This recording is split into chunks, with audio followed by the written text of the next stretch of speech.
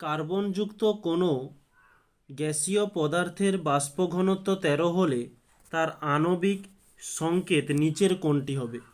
তো আমাদের এখানে যে চারটি অপশান দেওয়া রয়েছে, চারটি অপশানের প্রত্যেকটাকেই আমাদেরকে ক্যালকুলেশন করে বের করতে হবে। CO2 রয়েছে এদিকে, তো বি এর দাগে অপশান রয়েছে C2H4, তো সিতে দেওয়া রয়েছে C2H6, ডিতে বলেছে C2H2।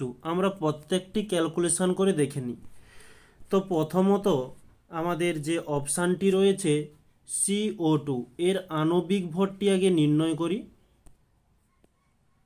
যে আণবিক ভর কার্বনের 12, ও এর জন্য হয়ে থাকে 16, দুটি ও রয়েছে, 2 দিয়ে গুণ দিলাম, তাহলে আমরা পাচ্ছি 12 + 16 দুগুণে 32 সমান 44 গ্রাম। এই আণবিক ভরকে আমরা এম দ্বারা চিহ্নিত করি। আর এই বাষ্প ঘনত্ব এবং এম এদের সম্পর্ক থেকেই আমরা নির্ণয় করব। তো প্রশ্নের মধ্যে আমাদের বাষ্প ঘনত্ব 13 বলেছে, তাহলে আমরা আণবিক ভর এবং বাষ্প ঘনত্বের যে সম্পর্কটা জানি m = 2d। তো এখান থেকে আমরা d এর মানটি নির্ণয় করব, তাহলে সূত্রটি হয়ে যাবে m/2। তো m এর মান এই কার্বন ডাই অক্সাইডের জন্য 44/2 করলে আমরা এখানে পাচ্ছি 22।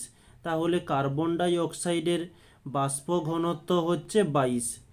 আবার বি এর অপশানটি আমরা দেখছি, একই রকমের আণবিক ভরটি নির্ণয় করব। আণবিক ভর কার্বনের 12, দুটি কার্বন রয়েছে তাই 2 দিয়ে গুণ দিলাম, প্লাস এইচের 1, 4টি এইচ রয়েছে, 4 দিয়ে গুণ দিলাম, 12 দুগুণে 24 প্লাস 1 4 4, তাহলে আমরা পাচ্ছি 28। ঠিক একই রকমের সূত্রতে আমরা বসাই যে d = m/2। তাহলে m এর মান 28 বেরিয়েছে, 2 দিয়ে ভাগ দিলাম, 2 একে 2, 2 4 8।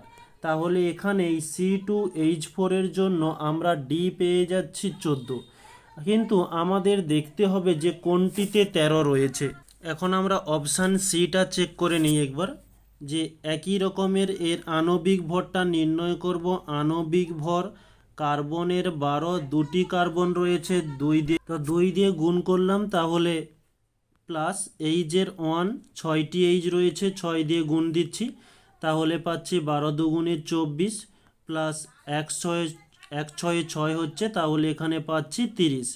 ঠিক একই রকমের আমরা এই সূত্রের মধ্যে মানটা বসাবো যে d = m/2। m এর মান 30 বের হচ্ছে, 2 দিয়ে ভাগ দিলাম, পাচ্ছি 15। ওকে, তাহলে এই C2H6 এর জন্য d এর মান নির্গত হলো 15। তো আবার C2H2 এর জন্য দেখব যে একই রকমের এর আণবিক ভর কার্বনের 12, আর দুটি রয়েছে, 2 দিয়ে গুণ দিলাম, প্লাস এইচ, দুটি রয়েছে, 2 দিয়ে গুণ দিলাম, তো 12 দুগুণে 24 প্লাস 1 2 2, 1 2 2, তাহলে এখানে 2 দিলাম, তো আমরা দেখছি 24 + 2 = 26। ওকে, এখন আমরা ঠিক আগেরই মতো d = m/2 দিলাম, m এর মান 26/2, 2 দিয়ে ভাগ দিলে 2 একে 2, 2 3 6 সমান পাচ্ছি 13। আর এটাই আমাদের বের করতে হয়েছিল, যে প্রশ্নে দেওয়া ছিল কোনটির বাষ্প ঘনত্ব 13।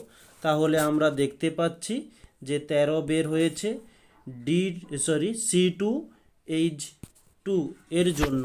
তাহলে আমরা ডি এর অপশানটি মার্ক করে নেব C2H2 এর জন্য। তো এখানে অপশানটা একটু ভুল টাইপিং হয়েছে, এটা হচ্ছে 2 হয়ে যাবে। ওকে, কারণ C2H6 এর অপশানটি রয়েছে। তাহলে এটি হচ্ছে আমাদের অ্যান্সার।